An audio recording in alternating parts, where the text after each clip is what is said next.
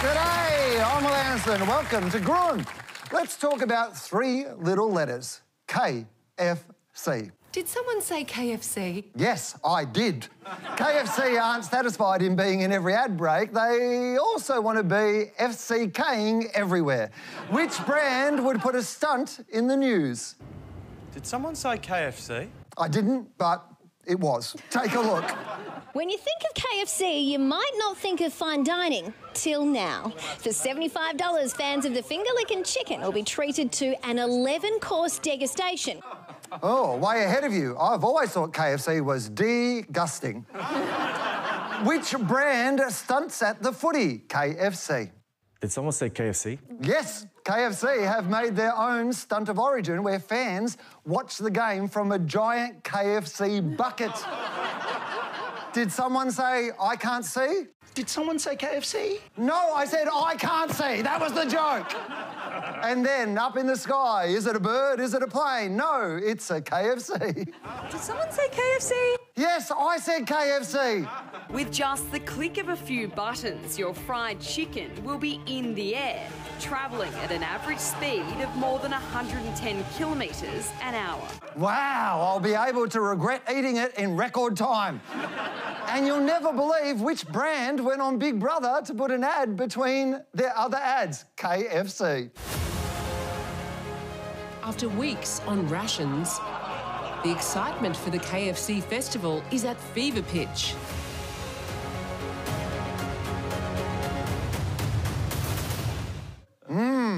Subtle. That is the Big Brother VIP KFC Festival. The only place you're more likely to spew than a music festival. But at least the housemates were normal about it. Oh, Mom! It was one of the best moments of my life. How good is this? Eating food, yum yum. I'm eating food, yum yum. Really weird. That is really weird. But well done on making two bad life choices at the same time. And guess which brand has their own skincare stunt? Flower stunt, shoe stunt, chip stunt, phone stunt, clothes stunt, gross burger stunt, video game stunt, and wedding stunt. The stunts at KFC. KFC? Yes, I did. Hey, KFC, shut up and shut up. Time to welcome our panel, Todd Sampson, Dee Madigan, Karen Ferry and Russell Howcroft.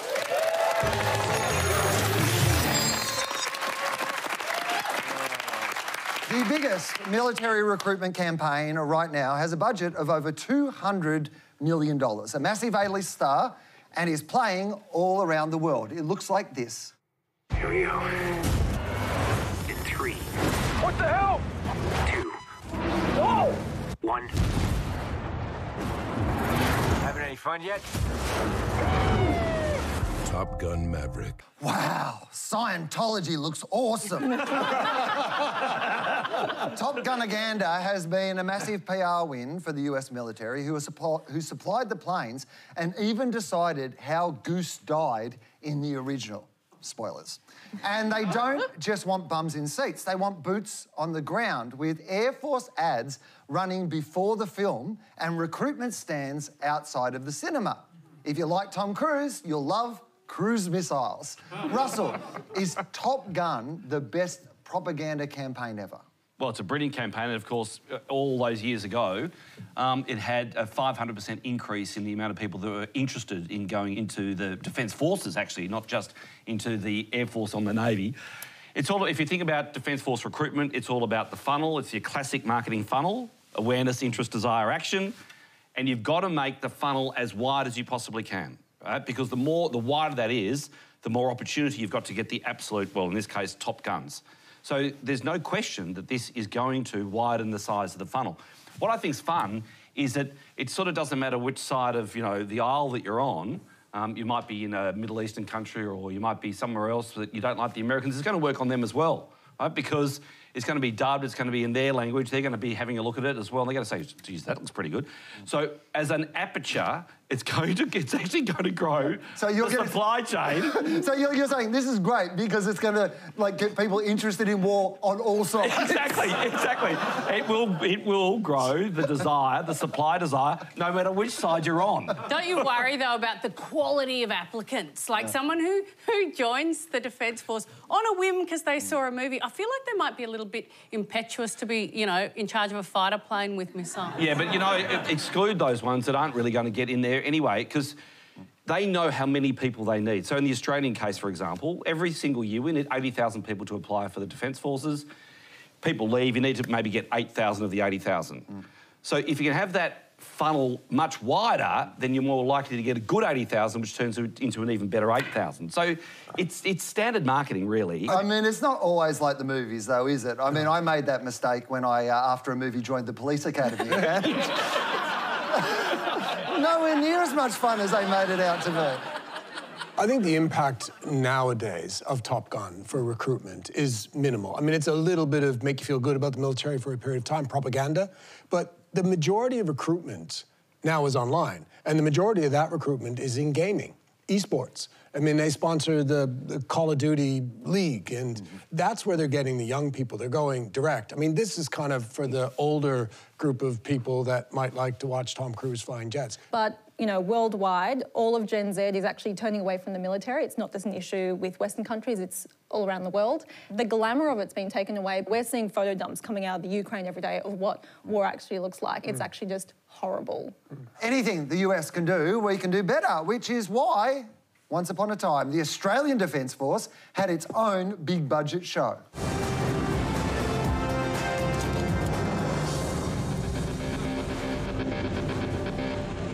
Back when stopping the boats was just good TV. This year, the ADF spent their $59 million recruitment budget on a campaign with ads like this. If you could do anything with your life, what would you love to do? We asked Australian women. This is what they said. Under the stars, we sleep at night, dreaming of a house taken flight. I feel. Tell us what you love, and we'll show you how you can do it in the Australian Defence Force. I don't think I can do anything I love in the Defence Force. Not one thing. I literally can't think of one thing that I love that they would let me do. Like, one of my favourite things to do is treason. You can't do that. But I love that soundtrack. I bet that could make any war footage more appealing. Sing it loud. The Romeo Foxtrot, shall we dance? Under the stars, we sleep at night, dreaming of a house taken flight. The stars of the Do What You Love campaign all have something in common. That's right, they're all heroes. Karen, will this get women in uniform? Look, I'm not sure how successful Live, Laugh, Love Army is actually going to be at pulling people in, but I think it actually just does a wider PR job, right? Where if you're a recruit or if you're the family or friends of someone who's signing up, you'd be following the Broderick Review, War Crimes Commission, veteran suicides and being like, you know, is that really going to be a great job for them? But this is the army saying like, hey, we're not macho anymore. There's no more hazing and tarring. We've changed culturally and it's a safe place for women to work and even lead. They also have participation targets. So by 2023, they've got to have, I think it's 25% of the Navy and Air Force and 15% of the Army have to be women. So they're literally sort of working at this. They're not actually that far off. I think 30% of people who joined last year were women. Yes, there are targets that they have to hit, but they're not hitting them because they don't want to. They're hitting them because they want to.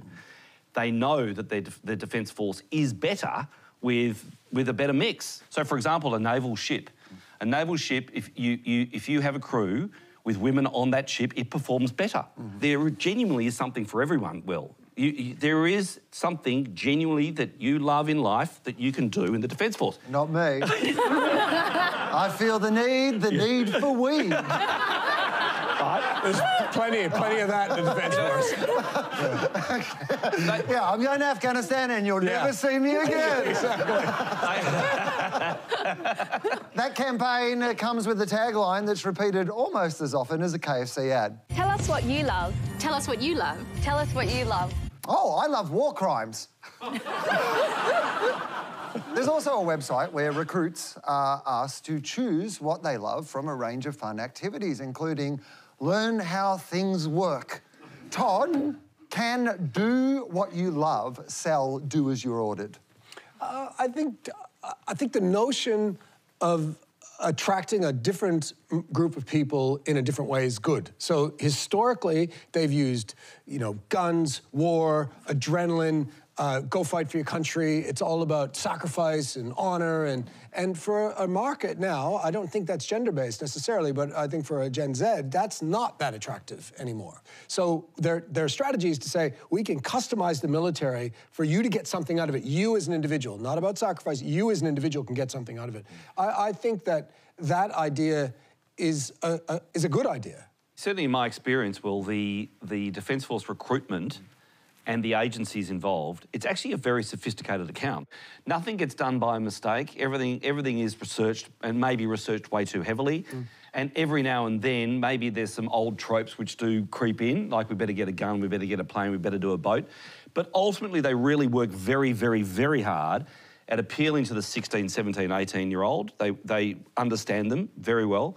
But equally, they must be attractive to the parent, because the parent also plays a role in the decision-making. And it's always this balance around how do I appeal to that, young person who might be keen to join the Defence Force, and also have mum and dad say, good idea. But also, this is also just showcasing the variety of things you can do in the army. And in a way, it layers on movies like Top Gun, which are purely about the combat stuff. This is saying, as well as that, there are all these other things, and something in there you're probably going to love doing unless you're Will. In some ways, that makes it the most deceptive form of advertising, because you sort of know what the end game is, but you never show the end game or even hint at the end game, which is, the horrific fog of war, being in a situation when your friend gets his leg blown off or his arm blown off, and all these things. And obviously, you can't put those in ads. You have to motivate people to join the military for service, but you are sidestepping like a major, major part of what military. I don't think they're saying, oh, we're not going to advertise that, because I think that's obvious, right? It's clear. That's the bit that your parents talk to you about. No, it's unreal, Mum. Honestly, they said that they would, pay for my entire degree. Yeah, but you might have to go overseas and be murdered. But Will, this is the issue with how they're having to market now. To get to young kids, they're not getting it through television, they're getting it through online, they're getting it through gaming. And Twitch, which is a platform owned by Amazon, is where they're getting, the American Army claims that 80% of young men are on Twitch. So they're marketing through games using Twitch. Now, the problem is you've got 13-year-olds all the way up to, 25-year-olds that are gaming. They're exposed to this continuous marketing about the military. And, with that, there sort of needs to be some restrictions on how we are recruiting to the younger. Well, because you don't want to be getting 13-year-olds predisposed necessarily. Yeah, you do. Oh, my God. I mean, I guess technically you do, right? You do. If you need people to do that job as an adult, you might as well get a 13-year-old... Into it. No! Right? No! Welcome back, Russell. No! Well, we don't want some, old 25-year-old who doesn't know how to use the computer. No, but if the 13-year-old's interested, they're still interested at 15, they're interested at 17, then they've got to then go through a recruitment process, and they may not be appropriate. No. Right? So that's just how it works, right? Oh, OK. It's The spooks at ASIO are also on the hunt, looking for a spy amongst us. And I spied with my little eye this ad. I have two jobs. I'm a spy and I'm a mum. Each is just as challenging and rewarding as the other. My usual week consists of examining terrorist groups, going to the zoo, reading classified material, swimming lessons, briefing senior ASIO managers, and building Lego forts. My kids sometimes pretend to be spies. If only they knew their mum was a real one. Maybe when they're a lot older, I'll tell them. Of course, once she tells her kids, she will have to kill them. ASIO also show off a spy mum's to-do list. Looks like the dog has been eliminated. Knew too much, knew way too much. D, why target a spy-at-home mum? Look, this is a terrible ad, but it is a smart strategy. It's to say that you can have this job and have a life. And when you do any campaign, you look at the barriers that are stopping people doing what you want them to do. And for a lot of women, they see the spy movies, it looks like you go undercover for months at a time. And so I reckon women aren't applying, and ASIO knows that they're a better organisation if they're a diverse organisation, so they want women in there. They're probably getting a whole lot of lone wolf blokes, and that means you get a whole organisation full of them, and like tends to hire like, so it's about opening up the pool of people applying. I don't know about your mum, Will, but being a spy and being a mum, that wasn't two different jobs. That was the same job, right? Yeah. So you reckon? Yeah, out of the two in my family, who knew what I was up to? Not Dad. Precisely. I think for me, this obviously gets fed via the wonders of digital technology. It gets fed to individuals that they think might be interested. I think this is actually really astutely targeted, and I suspect it works really well. And also, if you wouldn't suspect a middle-aged woman is probably a spy. Like, genuinely, if you were looking for the person in a room who's a spy, that is not the person you pick, which makes them probably good at their job. And there's something super cheesy about the animation that, I don't know, kind of works for me. Like, I almost think it's a piss take, but it's not. And then you realise, wow, it's the government doing this? But they're doing it on purpose, right? Like, if they made it really sexy and, like, fun and, like, really engaging, it would actually make people scared. Like, this is essentially, like, this ad, she doesn't really talk about her job at all. Not because she can't, because it's kind of just, like, on the back burner, and her focus is her kids. Like, this is probably talking to people already in the public service who are already probably doing desk jobs in another organisation. Yep. So it's just saying, like, hey, this is really, like, family-friendly. It's like Carmen Sandiego. It's just going to be, like, really safe for you to transfer across and have, like, a good time and you know, Mr. and Mrs. Smith moment without anything getting too hectic or dangerous. The best unofficial recruiting campaign of all time in the Navy by the village people was never used by the US Navy. Maybe because it's filled with double entendres, which isn't appropriate when you need a load of seamen. That's seamen. So that's why, just a few years later, the Australian Navy made their own song.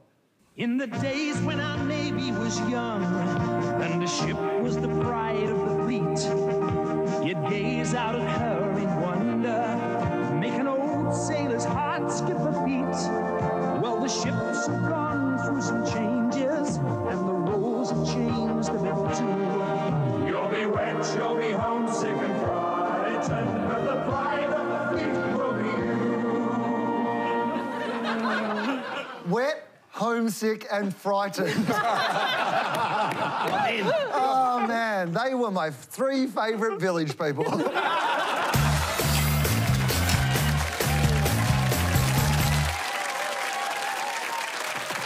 Advertising has convinced us to put some pork on our fork and shrimp on the barbie, but this might be the toughest challenge of all. Convince Australians to eat koala. Here's the first pitch. G'day. Here at Paper Moose, we think koala is more than just a delicious source of protein. There are some surprising benefits for our koala mates too. Enjoy.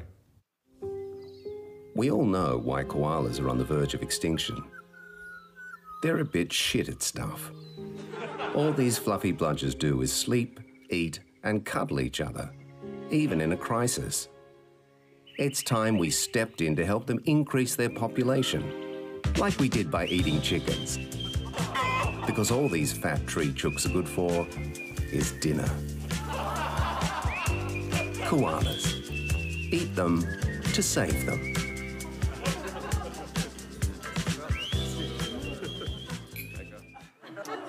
You've convinced me.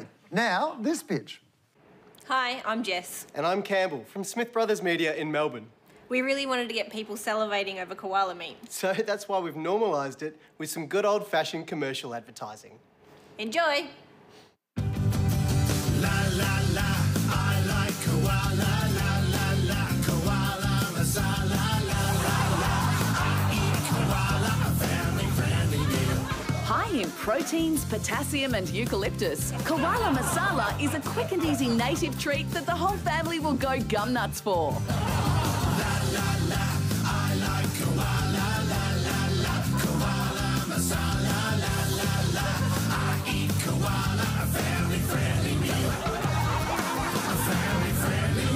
Available at all underrated supermarkets, only while livestock lasts. Oh, dear, oh dear.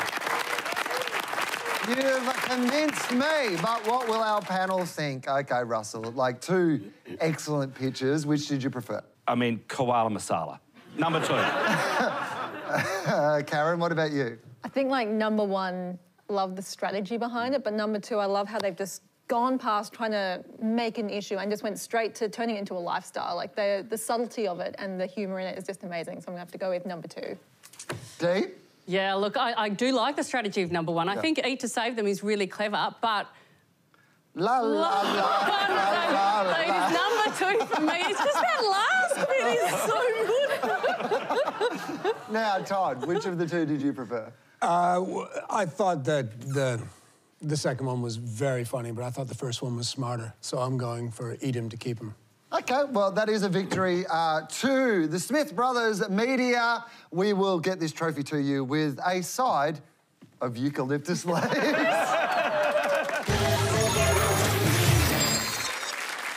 Australian adult toy brands are leading the charge in a new category dubbed sexual wellness, which is predicted to be worth $174 billion worldwide by 2026. Sex toys used to be sold out of back alley shops in discreet brown paper packaging, I've been told.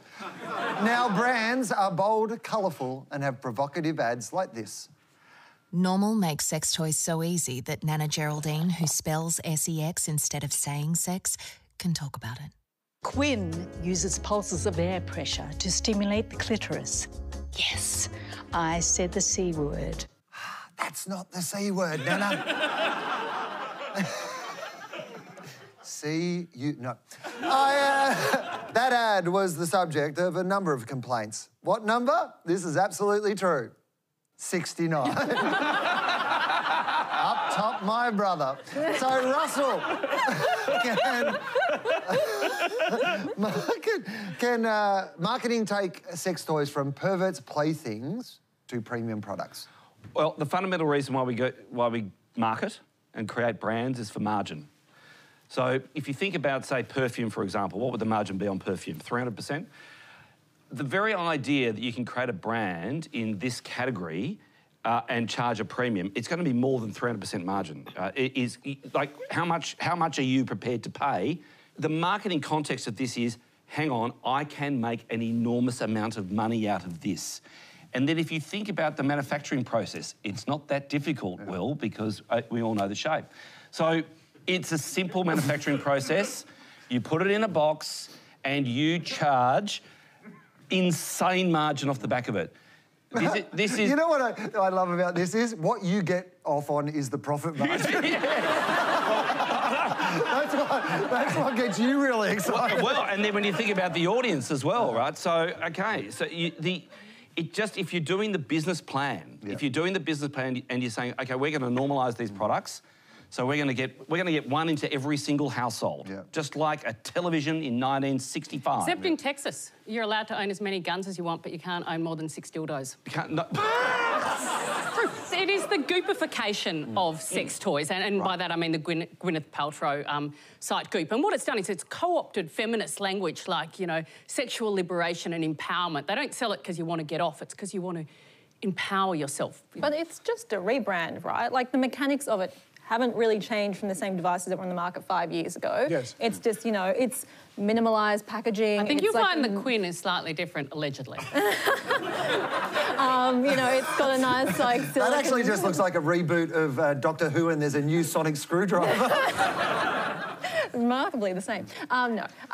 Like, it's just sort of... It's the same thing. It's just new packaging, it's new materials, it's elevated design, as they call it, but it reflects the bigger conversation that's happening in culture, which is about, like, sex positivity. So it's like talking about, you know, sexual orientation, sex work. We're legitimising pleasure as a culture, And because of that, it means like we're taking it away from like big whopping dildos and men in trench coats. And now it's kind of like these discreet design objets and ads that kind of are very fashionized. So it's just like happy people hanging out with their vibrator and their grandma. And it is of that time, because we know now with Gen Z, for example, are having less sex with other people than any other time in history. You know, they're having more sex by themselves. So this market is booming. What about the age demographic of this person in the ad? What's that about? When you think about it, women are more likely to be single now. Like, you know, there's marriages breaking up, there's women choosing to be single, and as you were saying before, you know, people are masturbating more than ever. So there is a market now, they've realised, beyond the sort of the youth. Russell's giggling. No, I'm just wondering. Russell's thinking that's data that says people are masturbating more than ever, right? Well, look at... I mean, I want to see the evidence. Look at I do not think you want to see the evidence. Well, during COVID, the sales of sex products went up exponentially. So you can extrapolate from that people might be wanking more than ever. Yeah. I'll be launching an ABC version of this product called the ITA Butt Rose.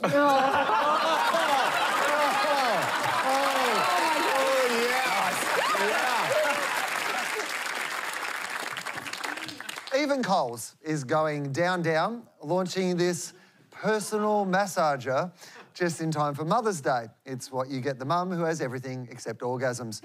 Other brands sell toys that double as home decor, like this vibrator, which is also a fully functional lamp. Just make sure you give it enough time to cool down.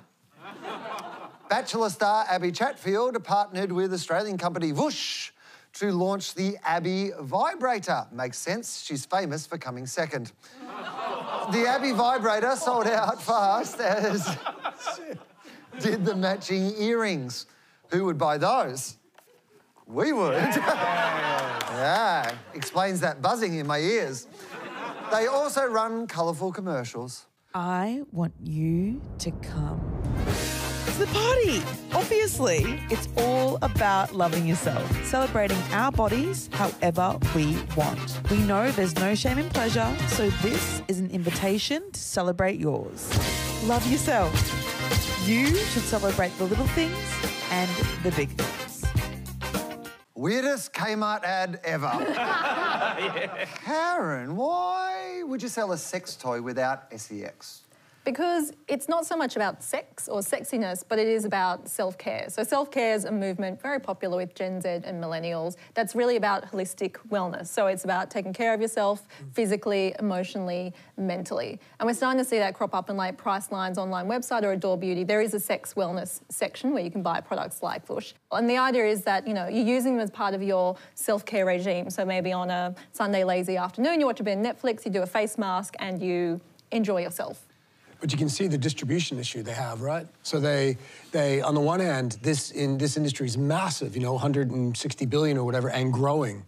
And yet they can't get the distribution out because of the conservative nature of the main retailers in this country. And the last time they put vibrators on the shelves, there was a big uproar and they had to pull them off. So what they're doing is driving it online. And that's where these influencers have their biggest impact. Yeah. Another brand has an even bigger influencer, Her Majesty, the Queen, who gave Love Honey the Queen's Award for Enterprise. Turns out she has more than marmalade sandwiches in her handbag. Happy Jubilee. Love Honey ads are less millennial pink and more Gen XXX. With Love Honey, we love how we love. We love vibrating toys. Intense ones. Tickly. Suction. Quiet. I love when they go. We love the anticipation. Always discreet delivery. And you can do what you love in the Australian Defence Force. Todd, we always hear that sex sells, but can it sell sex? Sex sells best when it's selling sex. And ironically, sex doesn't sell sexual wellness because it's something above that.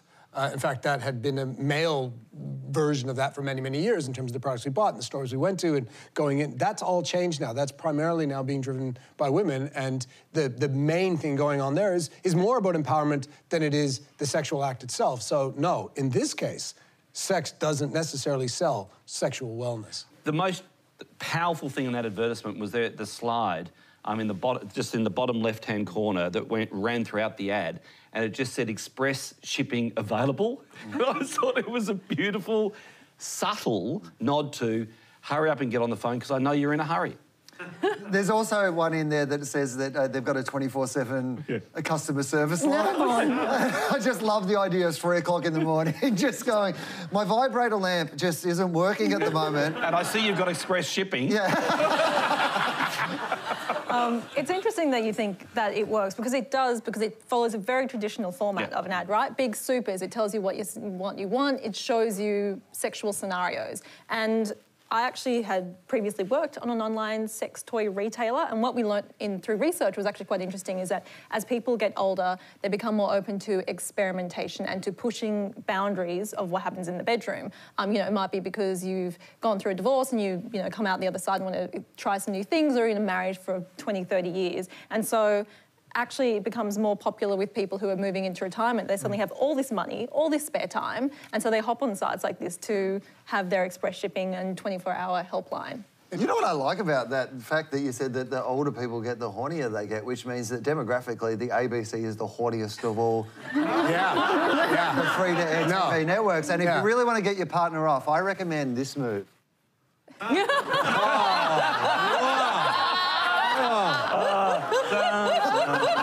Ida Buttrose would be proud.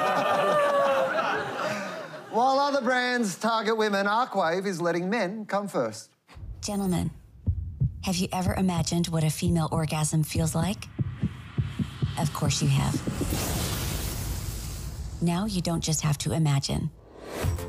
Meet the Arkwave Ion, the world's first pleasure air stroker for the male body. This elevates stimulation and sparks a whole new kind of orgasm. Well, the Voltaren guy sure looks happy. Usually in ads, orgasms look more like this. Call it gardening Tasmania. Or like this 1992 ad for chocolate.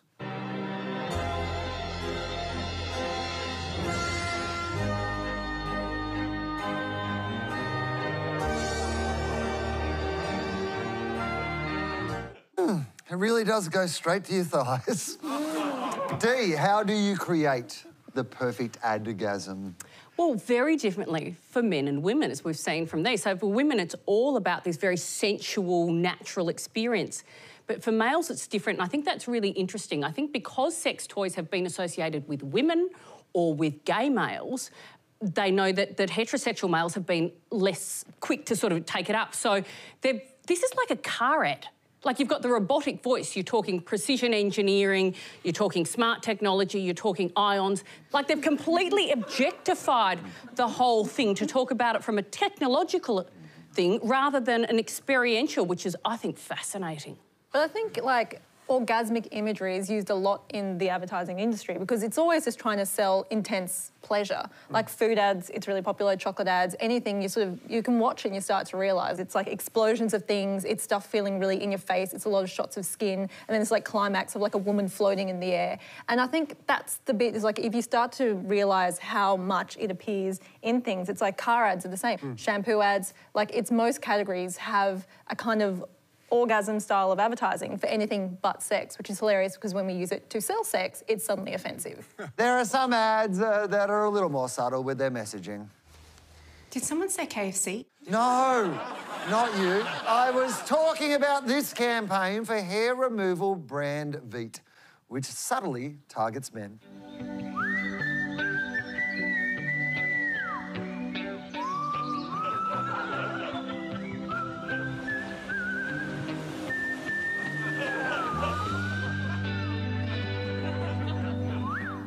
Yeah, nice, but I know what would sound better. You'll be wet, you'll be homesick.